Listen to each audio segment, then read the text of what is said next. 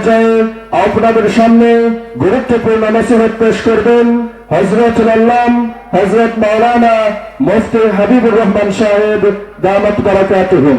হুজুরকে হুজুরের গুরুত্বপূর্ণ নসিহত পেশ করার জন্য সবিনয় অনুরোধ করছি।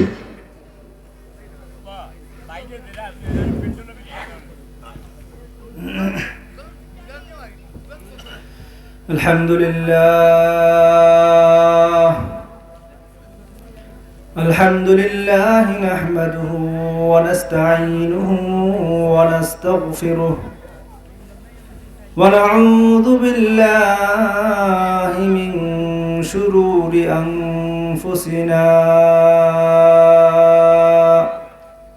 ومن سيئات أعمالنا من يهده الله فلا مضل له ومن يضلله فلا هادي له ونشهد أن لا إله إلا الله وحده لا شريك له ونشهد أن سيدنا وسندنا وحبيبنا ومولانا محمدا عبده ورسوله أرسله بالحق بشيرا ونذيرا وداعيا إلى الله بإذنه وسراجا منيرا أما بعد فقد قال الله تعالى في القرآن المجيد وفي فرقانه الحميد أعوذ بالله من الشيطان الرجيم كل نفس ذائقة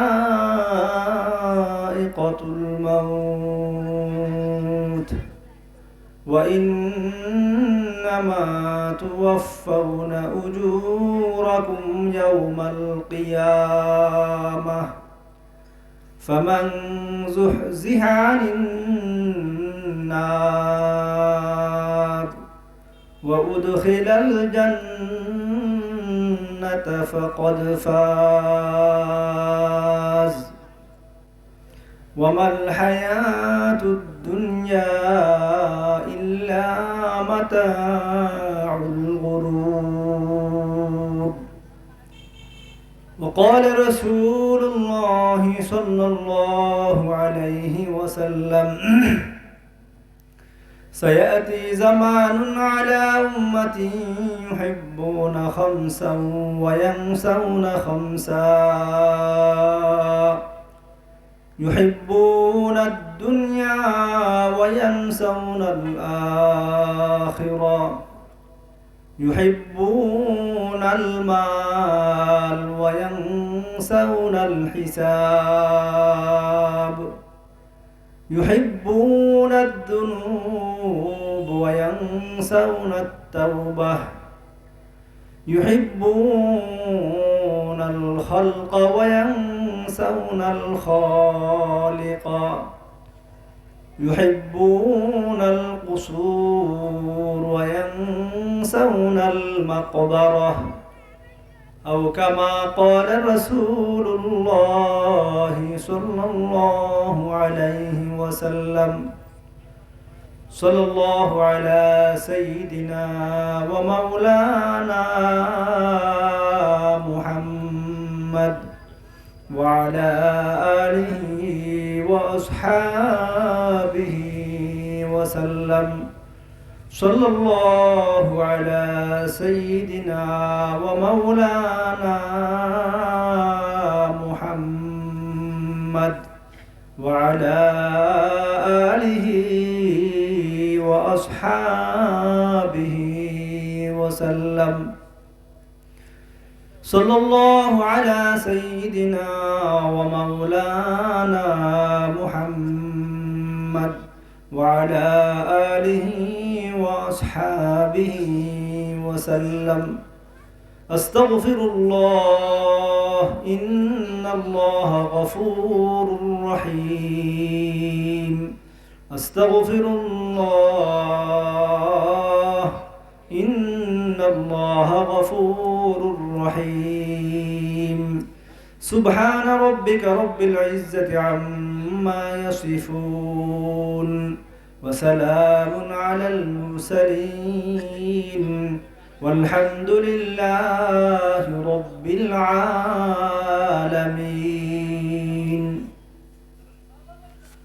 التقوى ইসলামী যুব সংঘ ও তুকলি হাসিমপুর জামি মসজিদের উদ্যোগে ষষ্ঠ বার্ষিক তাফসিরুল কোরআন মাহফিলের সম্মানিত সভাপতি সাহেব ও আমার সামনে উপবিষ্ট দিন দরদি ভাইয়েরা আমার, মাইকের আওয়াজ যতদূর যাচ্ছে আমার পর্দার অন্তরালের মা ও ভগ্নীগণ, আল্লাহ পাক রব্বুল আলামিনের দরবারে অসংখ্য গুণিত শুকরিয়া জ্ঞাপন করছি যে মহান রব্বুল আলামিন আপনাকে আমাদেরকে এই মহতি জলসার মধ্যে আসার বসার, যারা বাড়িতে আছি পর্দানিসীন মা ও বোনদেরকে কান লাগিয়ে দিনে কথাবার্তা শোনার তৌফিকটুকু দান করেছেন।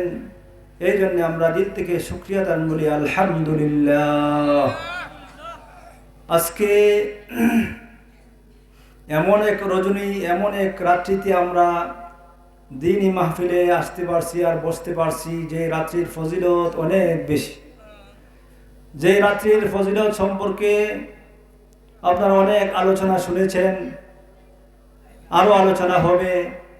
এই রাত্রির অনেক ফজিলত আল্লাহ পাক রব্বুল আলামিন আমার তিলাওয়াতকৃত আয়াতের মধ্যে আল্লাহ তাআলা বলেন, কুল্লু নাফসিন যায়িকাতুল মাউত, প্রত্যেক প্রাণীকেই মৃত্যুর স্বাদ গ্রহণ করতে হবে। আমি আপনাদেরকে জিজ্ঞাসা করি, আমরা যারা দুনিয়াতে জন্মগ্রহণ করেছি, যারা দুনিয়াতে আসছি, আমরা কি চিরকাল থাকবো? কি বলেন, চিরকাল থাকবো নি? তাহলে কি করতে হবে? আমার হায়াত শেষ হয়ে গেলে আজরাইল আমার কাছে আসবে, আমার জান কবজ করবে, আমাকে এই দুনিয়ার মায়ার বন্ধন ছিন্ন করে এই পৃথিবী থেকে চলে যেতে হবে। এখন আমার ইচ্ছা থাকুক আর না থাকুক, কি বলেন, ঠিক না ঠিক? আমাদের মানুষের মানবীয় গুণ হইল, কেউ চাই না যে আমি মারা যাই, আমি ইন্তেকাল করি, আমি চলে যাই এই দুনিয়া থেকে। কারোই মনে চায় না যে দুনিয়ার এই আমার ছেলে সন্তান, আত্মীয় স্বজন, পাড়া প্রতিবেশী, গ্রামবাসী, আমার এই চলাফেরা এগুলোকে রেখে এই দুনিয়া ছেড়ে চলে যায়, এটা মনের চাহিদা না। যদিও মনের চাহিদা না, তথাপিও একদিন হায়াত শেষ হয়ে গেলে আমাদেরকে এই পৃথিবী ছেড়ে চলে যেতেই হবে। কি বলেন, ঠিক না বেঠিক? এটা আমরা মুসলমান যারা, আমরা তো বিশ্বাস করি, আমরা তো আখিরাত বিশ্বাস করি। এই হিসাবে আমরা তো একথা বলি যে আমাদের একদিন এই দুনিয়া ছেড়ে চলে যেতে হবে। আমরা ছাড়াও পৃথিবীতে যত ধরনের ধর্ম আছে, সব ধর্ম বর্ণের লোকেরা এই বিষয়ে একমত যে একদিন দুনিয়া ছেড়ে, অর্থাৎ হায়াত একদিন শেষ হয়ে যাবে, সে একদিন ইন্তেকাল করবে, মারা যাবে।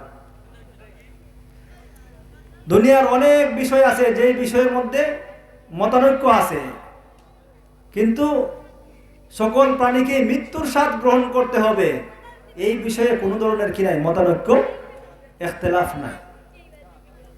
এই বিষয়ে সকলেই একমত। তবে পার্থক্য হলো, আমরা যারা ইমানদার, ইমান এনেছি, মুসলমান মুমিন যারা, মুমিন মুসলমান আর অন্যান্য ধর্মের মানুষের মধ্যে পার্থক্য হইল তারা আখিরাতকে বিশ্বাস করে না, আর ইমানদার মুমিন যারা তারা আখিরাতকে বিশ্বাস করে।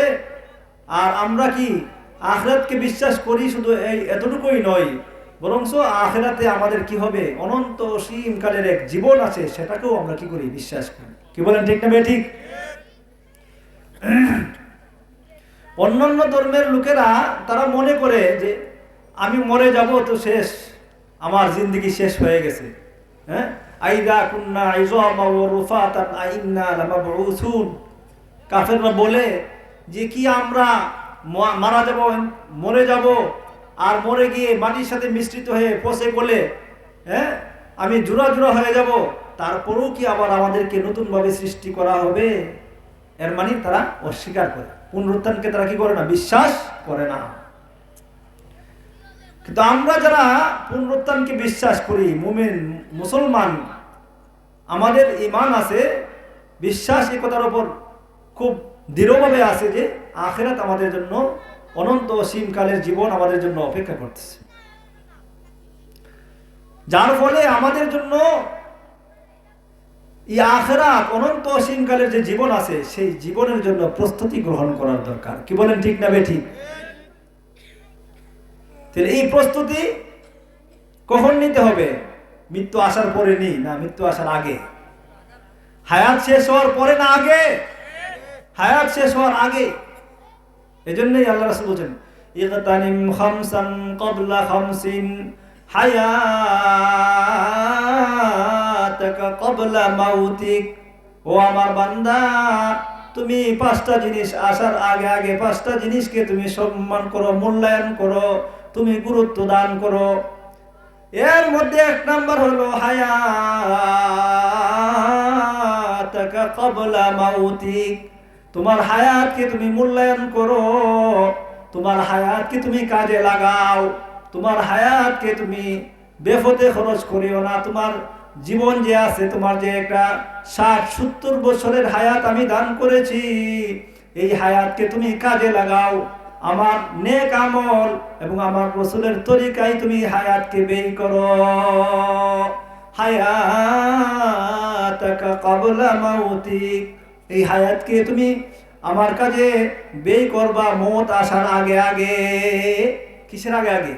মওত আসার আগে আগে, নাকি মওত আসলে? হ্যাঁ, আসার আগে। হায়াতাকা ক্বাবলা মাউতিক, তোমার হায়াতকে তুমি কাজে লাগাও, হায়াতকে তুমি মূল্যায়ন করো। তোমার জিন্দেগি আমি দান করেছি, সেই জীবনের একটা হিসাব নিকাশ আমার কাছে আছে, আছে না নাই? হ্যাঁ, শুধু আছেই এই কথা বললেই চলবে না। আমার জীবনের প্রতিটা সেকেন্ডের হিসাব আল্লাহ তাআলার কাছে আছে, প্রতিটা মিনিটের হিসাব আছে, প্রতিটা ঘন্টার হিসাব নিকাশ আছে। আল্লাহ পাক প্রতিটা সেকেন্ড এবং প্রতিটা মুহূর্তের হিসাব আপনি আমার কাছ থেকে নেবে, আমি কিভাবে আমার এই হায়াতকে কি করছি, কাটাইছি। এই হায়াত আল্লাহ তাআলা কেন দিয়েছেন?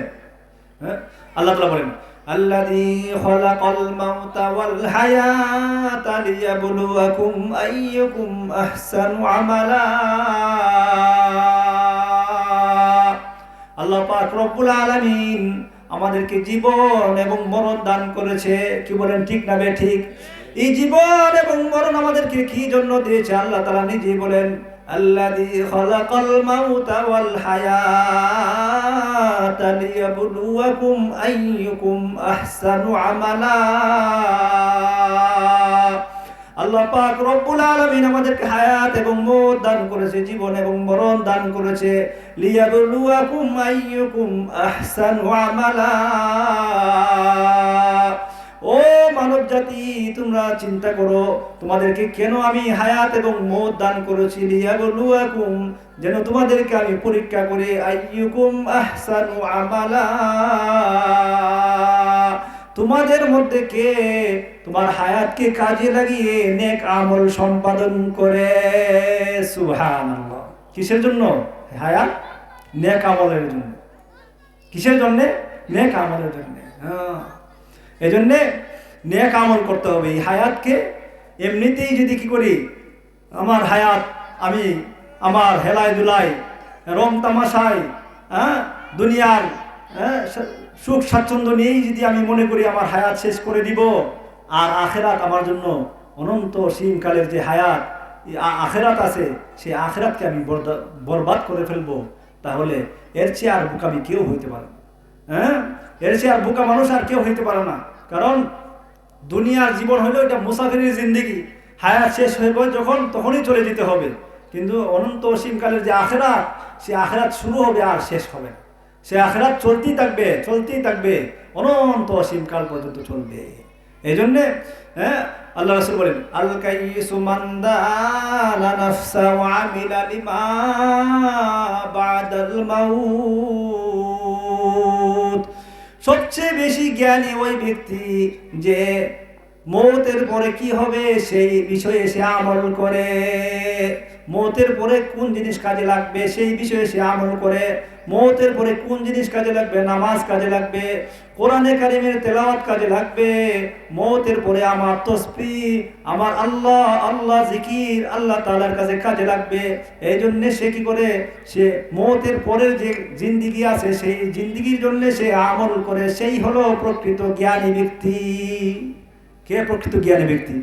যে আমিল আলিমা বাদাল মউত, মৌতের পরের জিন্দেগির জন্য যে কি করে আমল করে, কাজ করে, অর্থাৎ আল্লাহ তাআলার ইবাদতে তার জীবন কাটায়, আল্লাহ রাসূলের তরিকায় তার জীবন কাটায়। সে শুধু দুনিয়ার জীবন নিয়েই সে ব্যস্ত থাকে এমন না, দুনিয়ার জীবনের সাথে সাথে আখিরাতের ব্যাপারে কি করে, সে ফিকির করে, চিন্তা ফিকির করে। আর আখিরাতের ব্যাপারে যারা চিন্তা করে, ফিকির করে, তাদের দ্বারাই নেক আমল করা সম্ভব। আর দুনিয়া নিয়ে যারা ব্যস্ত হয়ে গেছে, আখিরাতের কথা স্মরণও করে না, মৌতের কথা স্মরণও করে না, তাদের দ্বারা আখিরাত কামাই করা সম্ভব না। তারা আখিরাতকে বরবাদ করে ফেলছে।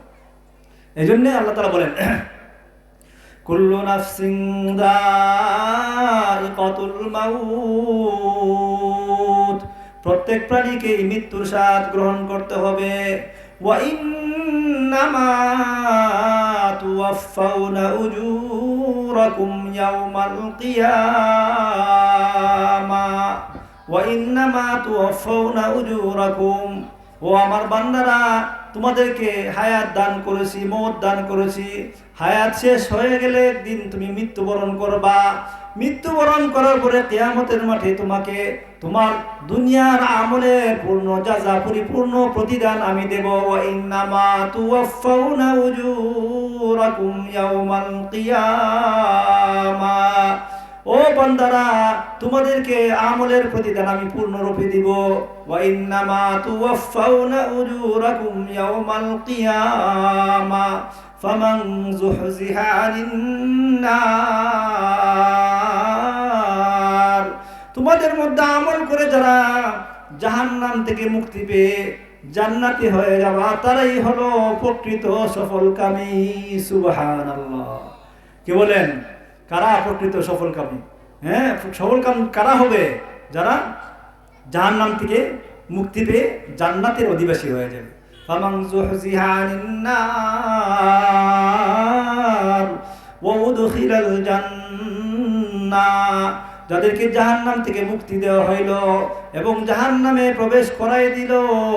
ফামান যুহজিহা আনিন নার ওয়া উদখিলাল জান্নাতা ফাকাদ ফাজ, সেই হলো প্রকৃত সফলকামী, সেই হলো কি কামিয়াবি, সে তার সফলতা অর্জন করে ফেলছে। কিন্তু আমরা কি করি? আমাদের হায়াত নিয়ে আমরা ছিনিমিনি খেলছি। আমাদের মৃত্যু যে চলে আসবে এই বিষয়ে আমাদের কি নাই, খেয়াল নাই। আল্লাহ রাসূল আমার তিলাওয়াতকৃত হাদিসের মধ্যে বলেন, আল্লাহ রাসূল বলেন যে মানুষ পাঁচটা জিনিসকে খুব বেশি ভালোবাসে আর পাঁচটা জিনিসকে ভুলে যায়। এমন এক সময় আসবে আমার উম্মতের মধ্যে যে আমার উম্মতেরা পাঁচটা জিনিসকে কি করবে, ভালোবাসবে আর পাঁচটা জিনিসকে ভুলে যাবে। আল্লাহ রাসূল বলেন, সায়াতি জামানুন আলা উম্মতি ইউহিব্বুনা খামসান ওয়া ইয়ানসাউনা খামসা, অতি শীঘ্রই আমার উম্মতের কাছে এমন এক জমানা আসবে, এমন এক সময় আমার উম্মতেরা উপনীত হবে যেই সময়ে আমার উম্মতেরা পাঁচটা জিনিসকে ভালোবাসবে আর পাঁচটা জিনিসের কথা ভুলে যাবে। ইউহিব্বুনা খামসান ওয়া ইয়ানসাউনা খামসা। এক নাম্বার হলো ইউহিব্বুনা দুনিয়া ওয়া ইয়ানসাউনাল আখিরাহ। আমার উম্মতেরা এক সময় এমন আসবে যে তারা দুনিয়াকে ভালোবাসবে আর আখিরাতের কথা ভুলে যাবে। কি করবে? দুনিয়া ভালোবাসবে, আখিরাতের কথা ভুলে যাবে। দুনিয়ার মহাব্বত তার অন্তরের মধ্যে এরকম ভাবে ঢুকবে যে আর আখিরাতের কথা স্মরণ থাকবে না। হ্যাঁ, আল্লাহ রাসূল আরেক হাদিসে বলেন, হুব্বুদ দুনিয়া রাসু কুল্লি খাতিয়া। দুনিয়ার মহাব্বত, দুনিয়ার ভালোবাসা, দুনিয়ার প্রীতি সব অনিষ্টের মূল, সব ক্ষতির মূল। দুনিয়ার ভালোবাসায় পড়ে কোনো মানুষ আল্লাহ তাআলার কি করে? নাফরমানি করে। দুনিয়ার মহব্বতে পড়েই কোনো মানুষ নারীর প্রতি আসক্ত হয়ে যায়। দুনিয়ার মহব্বতে পড়েই মানুষ সুদ খায়, ঘুষ খায়, অন্যায় কাজে লিপ্ত হয়। দুনিয়ার মহব্বতে পড়ার কারণেই মানুষ আরেকজনের ক্ষেতের আইল কাটে। ঠিক না বেঠিক? কি বলেন? ঠিক না বেঠিক? কিসের কারণে? দুনিয়ার ভালোবাসা, যে তার ক্ষেত ছোট, এখন কিভাবে কি করা যায়? অন্যের আইল খাইটা একটু বাড়ানো যায়। এটা কিসের কারণে? এটা দুনিয়ার ভালোবাসার কারণে, দুনিয়ার মহব্বতের কারণে। এই জন্য আল্লাহ রাসূল বলেন, হুব্বুদ দুনিয়া রাসু কুল্লি খাতিয়া। দুনিয়ার ভালোবাসা সব অনিষ্টের মূল, সব গুনাহের মূল। মানুষ গুনাহ করে, অধিকাংশ গুনাহ করে দুনিয়ার মহব্বতের কারণে, দুনিয়ার ভালোবাসার কারণে, দুনিয়ার আসক্তির কারণে। এজন্য হুব্বুদ দুনিয়া রাসু কুল্লি খাতিয়া। দুনিয়ার ভালোবাসা থেকে নিজেকে পবিত্র রাখা, নিজেকে মুক্ত রাখার চেষ্টা করা। দুনিয়ার মহব্বত থাকবে, আছে, থাকার পরেও আখিরাতকে প্রাধান্য দিতে হবে। দুনিয়ার জীবনকে আখিরাতের উপর প্রাধান্য দেওয়া যাবে না। আখিরাতকে দুনিয়ার উপর প্রাধান্য দিতে হবে। অর্থাৎ আল্লাহ এবং আল্লাহ রাসূলের মহব্বত অন্তরের মধ্যে কি করতে হবে? দৃঢ়ভাবে বসাইতে হবে। তাহলে দুনিয়ার মহব্বত কি হবে? নিজের থেকে কমবে। দুনিয়ার ভালোবাসা নাই এমন কোনো মানুষ নাই। মহব্বত আছে ঠিকই, কিন্তু থাকার পরেও আখিরাতকে কি দিতে হবে? প্রাধান্য দিতে হবে। আমার এখন কাজের সময়, আর মসজিদ থেকে আজান দিছে নামাজের সময়। এখন আমাকে কি করতে হবে? কাজও দরকার, আবার নামাজ পড়ারও দরকার। এখন কি করতে হবে? প্রাধান্য দিতে হবে কোনটাকে? নামাজ পড়াকে। এই জন্যে মহব্বত থাকলেই এটা দোষ না, কিন্তু এই মহব্বতটা যদি কি হয়ে যায়? আখিরাতের উপর প্রাধান্য পেয়ে যায়, তাহলে এটা মাজমুম, এটা নিন্দনীয় এবং এটা দোষ। কি বলেন? ঠিক না ভাই? ঠিক। এই জন্য কি করা? দুনিয়ার ভালোবাসা সকলের মধ্যে আছে, কিন্তু এই ভালোবাসাটাকে আখিরাতের উপর প্রাধান্য দিতে নাই। আখিরাতকে এই ভালোবাসার উপর প্রাধান্য দেওয়া। এই জন্য আল্লাহ রাসূল বলেন, ইউহিব্বুনা খামসা ওয়া ইয়ানসাউনা খামসা। আমার উম্মতের কাছে এমন এক সময় আসবে যে সময় আমার উম্মতেরা পাঁচটা জিনিসকে ভালোবাসবে আর পাঁচটা জিনিসের কথা ভুলে যাবে। এক নাম্বার, ইউহিব্বুনাদ দুনিয়া ওয়া ইয়ানসাউনাল আখিরাহ। প্রথম নাম্বার হইল দুনিয়াকে ভালোবাসবে, আখিরাতকে ভুলে যাবে। দুই নাম্বার, ইউহিব্বুনাল মাল ওয়া ইয়ানসাউনাল হিসাব। আমার উম্মতেরা এমন এক সময় উপনীত হবে যে সময় আমার উম্মতেরা মালকে, সম্পদকে ভালোবাসবে। ইউহিব্বুনাল মাল ওয়া ইয়ানসাউনাল হিসাব। কিন্তু এই মালের করে অর্জন করার পরে যে মালের হিসাব নিকাশ আল্লাহ পাক রব্বুল আলামিনের কাছে গিয়ে দিতে হবে, সেই কথা সে ভুলে যাবে। ঠিক না বেঠিক? মানুষের কাছে, আমাদের কাছে এমন সময় আসছে না? নাই? আসে নাই? আসছে না? আসে নাই? আসছে যে আমরা কি করি? শুধু টাকা কিভাবে অর্জন করব, শুধু এটার দান্দায় আমরা আছি। শুধু এই খেয়ালে আছি যে কিভাবে আমার পকেটের পয়সা ঢুকবে, টাকা ঢুকবে, আমার অ্যাকাউন্টে কিভাবে জমা হবে। কিন্তু এই টাকা পয়সা আমার কাছে যে আসছে, কিভাবে আসছে তার হিসাব দিতে হবে। আবার এই টাকা পয়সা আমি যে ব্যয় করতেছি, খরচ করতেছি, কিভাবে আমি খরচ করব, খরচ করছি, এটার হিসাব নিকাশ মহান রব্বুল আলামিনের কাছে দিতে হবে। এই কথা আমাদের স্মরণে থাকে না। এ কথা স্মরণ না থাকার কারণে কি করি? সুদ ঘুষ যা আছে হারাম সব এক হালালে হারামে ডান হাতে বাম হাতে কি করতে থাকি, পয়সা কামাই করতে থাকি। পয়সা আসলো তো আসলো, এটাই দরকার আমার। কিন্তু এটা কিভাবে আসছে, কোন পথে আসছে, সহি তরিকায় আসছে না গলত তরিকায় আসছে, কি এটা হালাল পন্থায় আসছে না হারাম পন্থায় আসছে, এটা কি ব্যবসার মাধ্যমে আসছে না সুদের মাধ্যমে আসছে, এই চিন্তা করি না। কেন? ও আমার ওই যে জিনিসটা আমি ভুলে গেছি, ওই কারণে যে আমি হিসাবের কথা ভুলে গেছি। কাল কিয়ামতের মাঠে প্রতিটা মানুষ আল্লাহ পাক রব্বুল আলামিনের দরবার থেকে 5টা প্রশ্নের জবাব যতক্ষণ না দিবে তার একটা কদম সামনে বাড়াইতে আল্লাহ তাআলা দিবেন না। কয়টা প্রশ্নের জবাব? 5টা প্রশ্নের জবাব। আল্লাহ রাসূল বলেন, লা তাজুলু কদামা ইবনু আদম হাত্তা ইউসআল আন খামসিন আন উমরিহি ফীমা আফনা ওয়া আন শাবাবিহি ফীমা আবলা ওয়া আন মালিহি মিন আইনা ইকতাসাবাহু ওয়া ফীমা আনফাকা। 5টা প্রশ্নের জবাব যতক্ষণ বনি আদম না দিতে পারবে ততক্ষণ পর্যন্ত বনি আদমের একটা কদম সামনে বাড়াতে দেওয়া হবে না কিয়ামতের মাঠে। 1 নম্বর প্রশ্ন করা হবে, তোমাকে যে আমি 60-70 বছরের জীবন দান করেছিলাম সেই জীবন তুমি কিভাবে কাটিয়ে আসছো, কিভাবে ব্যয় করে আসছো? জীবন যে দিছি, হায়াত যে দিছি, হায়াত কিভাবে কাটাইছো আজকে হিসাব দাও। তোমার আমি আগেও বলছিলাম যে আল্লাহ তাআলার কাছে প্রতিটা মিনিট প্রতিটা সেকেন্ডের জীবনের হিসাব দিতে হবে। লা তাজুলু কদমা ইবনু আদম হাত্তা ইউসআল আন খামসিন আন উমরিহি ফীমা আফনা। ও বান্দা, আমি তোমাকে 60-70 বছরের জীবন দান করেছিলাম, আন উমরিহি ফীমা আফনা, তোমার এই 60-70 বছরের জীবন তুমি কিভাবে ব্যয় করে আসছো আজকে যতক্ষণ পর্যন্ত এই হিসাব না দিতে পারবা ততক্ষণ পর্যন্ত তোমার একটা কদম সামনে বাড়াতে আমি দেব না। কিয়ামতের মাঠে কি হবে? ঘোষণা হয়ে যাবে। 1 নাম্বার। 2 নাম্বার, আল্লাহ রাসূল বলেন, ওয়ান শাবাবিহি ফীমা আবলা। ও বান্দা, আমি তো তোমাকে একটা টকবগে যৌবন কাল দান করেছিলাম। তোমার যৌবন কালে তুমি যা ইচ্ছা তাই করতে পারতা, চাইলে শবে বরাতের রাত্রিতে তুমি সারা রাত্রি চাইলে নামাজ পড়তে পারতা, সজাগ থাকতে পারতা, কিয়ামুল লাইল করতে পারতা। তুমি করছো কি করছো না? বা তুমি কি এই রাত্রিতে নেক আমল না করে গুনার কাজে কাটাইছো? আজকে হিসাব দাও। যতক্ষণ হিসাব না দিতে পারবা ততক্ষণ পর্যন্ত তোমার একটা কদম সামনে আমি বাড়াতে দিব না।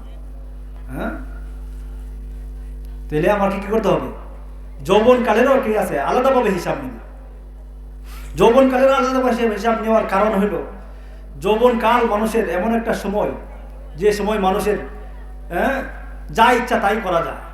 বৃদ্ধকালে মনের চাহিদা থাকলেও অনেক সময় অনেক নেক আমল করা যায় না। কি বলে ঠিক না বেঠিক?